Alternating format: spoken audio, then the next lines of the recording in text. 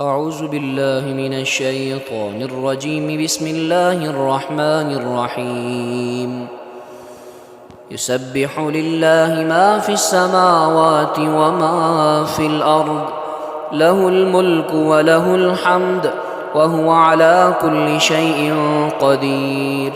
هو الذي خلقكم فمنكم كافر ومنكم مؤمن، والله بما تعملون بصير.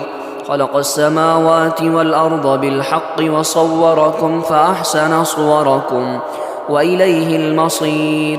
يعلم ما في السماوات والأرض ويعلم ما تسرون وما تعلنون، والله عليم بذات الصدور.